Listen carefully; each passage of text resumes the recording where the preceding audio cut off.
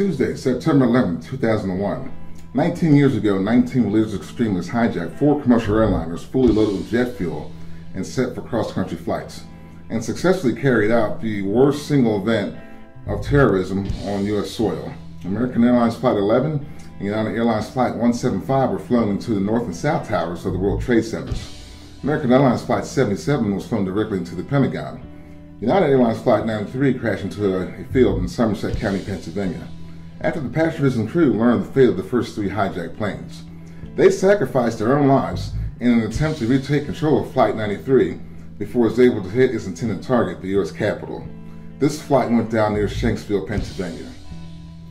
This is one of countless stories of how one friendship was changed forever. More importantly, this one friendship has had an impact on so many lives after the events of that horrific day. Deora, the unsung hero.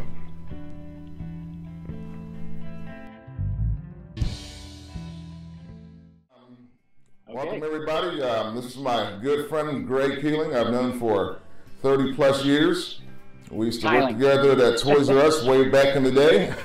We're roommates together during some of my college years. How are you today, sir?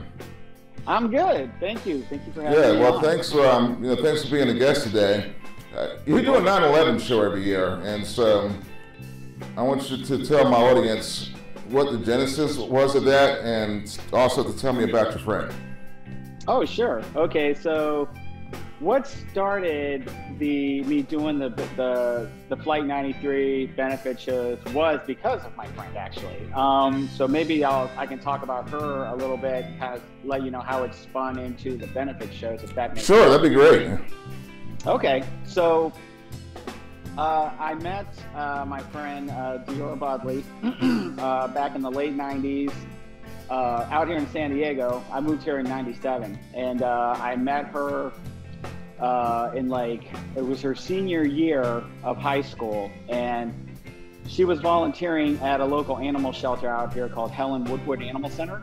And the residential treatment center I was working at the time, we would take the kids there to go horseback riding on Wednesdays. And that's where I met her, because she was volunteering there, and she would work with our kids and while they played with the animals and rode the horses and things like that. So she and I developed, I guess you could say a brief friendship, Right. Like, I only saw her at the animal center, but, we talked about things like, 2 of my favorite subjects, music and tattoos. Those were 2 big things for her too. She had a few little tattoos herself. You like tattoos? I couldn't tell. Yeah. I've got some ink myself. I do like the I like the ink. Go ahead. If it wasn't from the money aspect of it, I'd probably be covered head to toe. But nice. So I met her. Like I said, it was like I want to say it was 1999, and because she graduated in '99, so it was like probably 6 months or so before that. And 6 months to a year, honestly, it's been so long, but it was her senior year. I do remember that. And like I said, we developed a brief friendship while I saw her at the animal center and everything. And it was just really cool to see her connect with our kids, because the kids I worked with at the time, I've worked with kids with disabilities since like the mid 90s, and I still do now. But the kids I worked with at the time, a lot of severe behavior challenges. They were all victims of some sort of abuse, and a lot of behavior problems as a result of that. And but the 2 hours a week that we spent at the animal center, it was just really a good sense of normalcy for them and enjoyment. And Deora really helped them experience that. So it was a real nice treat for me, right? And I'm sure the other staff who were there too. So to watch her work with the kids and help us out, and then develop that brief friendship at the same time was really cool, And then, after the summer of '99, or when she graduated, I lost touch with her, of course. Right. She left it happens, the especially back during that time, before social media and everything.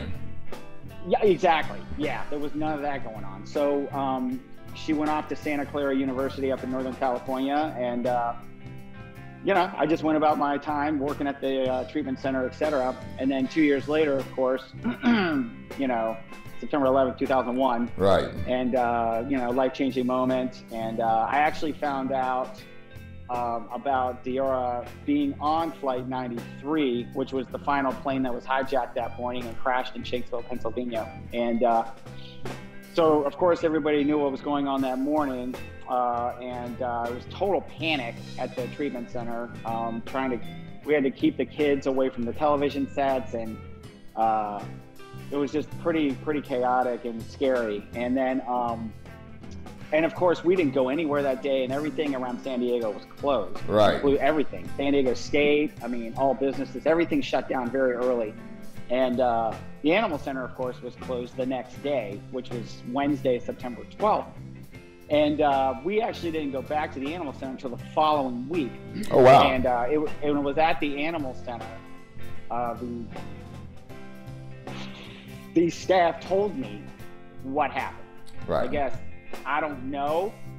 To this day, I can't remember if Deora's mother had told me she contacted the Animal Center, or maybe just through the media, people at the Animal Center found out. But anyway, the Animal Center, people at the Animal Center are the ones that told me that she was on that last flight. I see. And